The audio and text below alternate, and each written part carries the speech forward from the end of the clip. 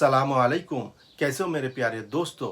आज का वीडियो में बताएंगे, बहुत भाई का सवाल है कि सऊदी अरब में नया ड्राइवरी काम के लिए जाने के लिए कितना पैसा खर्चा होगा, वीज़ा का जो काम है कहाँ से करवाऊँ, कहाँ से करवाने से हमको बहुत ही पैसा सस्ता में होगा, तो उसके बारे में बताएंगे। और कुछ कमेंट आया है उसका जवाब देंगे। वीडियो शुरू से आखिर तक जरूर देखिएगा। अगर मेरे चैनल पे नया हो तो सब्सक्राइब कर दीजिए, नोटिफिकेशन को ऑल कर दीजिए, ताकि जब भी कोई मैं नया वीडियो डालूँ सबसे पहले आपके पास पहुंच जाए। तो शुरू करते हैं आज का वीडियो। बहुत भाई का सवाल है, सऊदी अरब जाने के लिए कितना पैसा खर्चा होगा, कौन सा एजेंट से काम करवाऊँ जहाँ से मुझे वीज़ा का काम जल्दी हो जाए और पैसा भी कम लगे। अगर आपका कोई रिश्तेदार आपको वीज़ा देता है तो आप आंख बंद करके उस वीज़ा में आ सकते हो, क्योंकि आपका रिश्तेदार जहाँ से वीज़ा लिया है, आपका रिश्तेदार को उनके बारे में पता है कि वो बंदा कैसा है या नहीं है। तो उसमें आप आने पे आपको कोई दिक्कत नहीं होगा। अगर आप किसी एजेंट के पास से वीज़ा लेते हो तो एजेंट को थोड़ा जांच कीजिएगा कि उसमें उसका पास से कितना बंदा बाहर जा चुका है, कि उन्होंने जहाँ पे भेजा है वो बंदा वही काम कर रहा है या उसको दूसरा काम करवा रहा है। बहुत एजेंट ऐसा होता है कि वो भेज तो देता है लेकिन यहाँ आके दूसरा काम करवाता है। कपिल किसी को बकरी चराने देता है, किसी को दूसरा भी काम करने देता है। तो एजेंट को थोड़ा जांच लीजिएगा, उनके पास से कितना बंदा गया है, वो बंदा जाके बाहर में वही काम कर रहा है या नहीं कर रहा है, या उसको सैलरी सही टाइम से मिल रहा है या नहीं है। ये सब जान के आप वहाँ से वीज़ा का काम करवाता है तो अच्छा है। किसी आपका रिश्तेदार अगर आपको वीज़ा देता है, वो वीज़ा का जो काम है किसी एजेंट के पास से ही आपको करवाना है, क्योंकि एजेंट के पास से आप काम करवाते हो तो आपका काम जल्दी हो जाएगा। अगर आप डायरेक्ट एम्बेसी में जाके काम करवाते हो तो उसमें आपका लेट होगा। जिन लोगों का ECNR पासपोर्ट है उन लोगों को सऊदी अरब आने के लिए 35 से लेके 40,000 रुपये तक खर्चा होगा। मेडिकल, टिकट और वीज़ा का जो प्रोसेस है वो सारे प्रोसेस लेके आपको 35 से 40,000 रुपये तक खर्चा होगा। जिन लोगों का ECR पासपोर्ट है उन लोगों को 8 से 10,000 रुपया एक्स्ट्रा खर्चा होगा, क्योंकि उन लोग पढ़ा लिखा नहीं है। आप अगर 10वीं क्लास तक पढ़ा लिखा नहीं होते हो तो आपका इमिग्रेशन करना पड़ेगा। इमिग्रेशन का जो चार्ज है 8,000 से लेकर 10,000 रुपया तक वो पैसा आपका लगेगा। तो आपका 45 से 50,000 तक आपका टिकट का पूरा पैसा लगेगा। जिसका ECR और ECNR पासपोर्ट कैसे पता चलेगा, पासपोर्ट का पीछे देखिएगा, उसमें लिखा हुआ होगा इमिग्रेशन चेक रिक्वायर्ड। अगर आपका पासपोर्ट के पीछे में वो लिखा हुआ तो आप ECR पासपोर्ट होल्डर हो। अगर जिन लोगों का पासपोर्ट का पीछे वो लिखा हुआ नहीं है तो वो लोग ECNR पासपोर्ट होल्डर है। तो उन लोग अपना 10वीं क्लास तक पढ़ा लिखा है, तो उनका जो सर्टिफिकेट है पासपोर्ट बनाने के वक्त उस टाइम उन्होंने वो सब डॉक्यूमेंट जमा किया था, इसलिए उन लोगों का ECNR पासपोर्ट है। और आज जो लोग पढ़ा लिखा नहीं है उनका ECR पासपोर्ट है, उसका पीछे लिखा होगा रहेगा इमिग्रेशन चेक रिक्वायर्ड। तो ये इस तरीके से आपको पता करना है कि आपका पासपोर्ट ECR है या ECNR है। तो इस तरीके से इतना पैसा आपका खर्चा होगा। ये सारे पैसा खर्चा करने के बाद सऊदी अरब में नया वीज़ा में आ सकते हो। आने के बाद सऊदी अरब में आप काम कर सकते हो। कुछ भाई का कमेंट आया है उसका जवाब देंगे।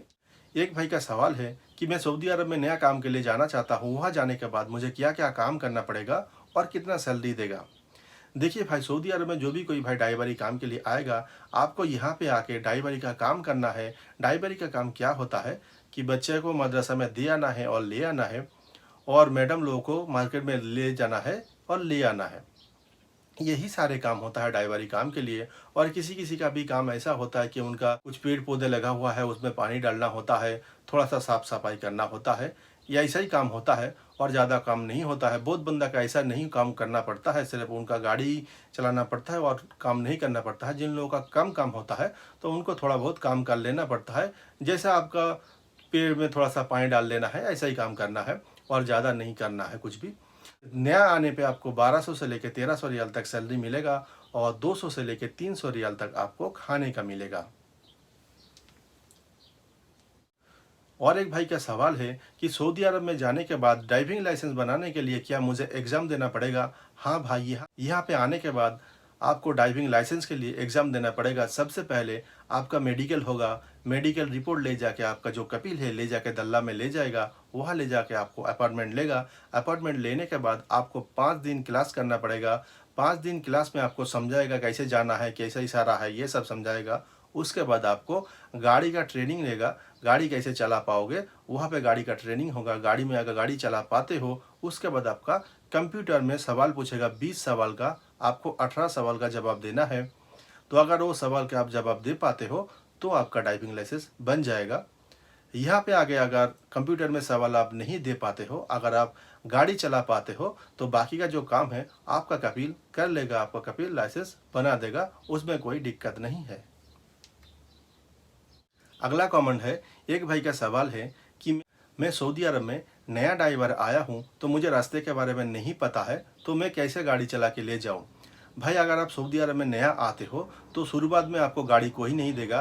कम से कम एक सप्ताह आपका कपिल हो या कोई हो फैमिली का उनका मेंबर आपको संग में ले जाके गाड़ी चलाना सिखाएगा, गाड़ी चलाएगा। उसके बाद आपका जब गाड़ी देगा, आपका गाड़ी में कोई ना कोई बैठा रहेगा, आपको रास्ता बता बता के वो लोग ले जाएगा, या तो आपको लोकेशन दे देगा, लोकेशन के हिसाब से आप जाइएगा। ऐसा नहीं है कि आपको अंदाजा में छोड़ देगा कि इस जगह में जाओ, आपका तो रास्ता के बारे में कुछ नहीं पता है, आप नहीं जा पाओगे।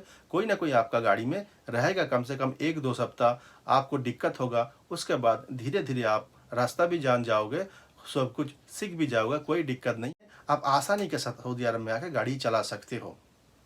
अगला सवाल एक भाई का ये है कि मैं सऊदी अरब आने के बाद अगर मेरा तबीयत ख़राब होता है, हॉस्पिटल में जाता हूँ, उसका जो पैसा लगेगा मुझे पेमेंट करना पड़ेगा या मेरा कपिल देगा। तो भाई साहब, कोई भी भाई सऊदी अरब में ड्राइवरी काम के लिए आता है तो उनका जो मेडिकल होता है फ्री होता है।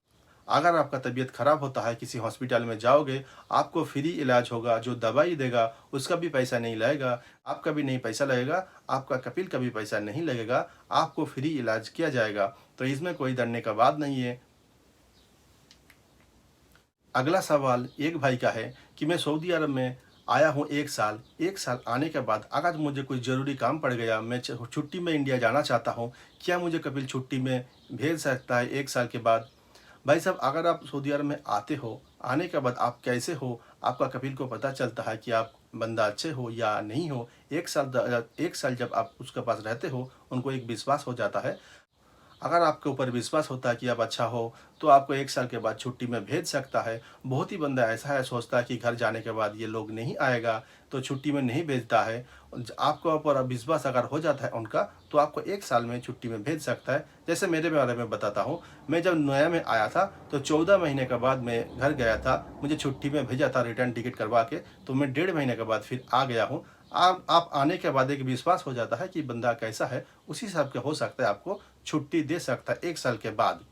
तो आज का वीडियो यही था, कुछ सवाल था, सवाल का जवाब दिया हूँ। तो आज का वीडियो अच्छा लगे लाइक शेयर जरूर कीजिएगा। तो आज का वीडियो यहीं पे ख़त्म करते हैं, मिलते हैं अगले वीडियो में। दुआ में याद रखिएगा। अल्लाह हाफिज़।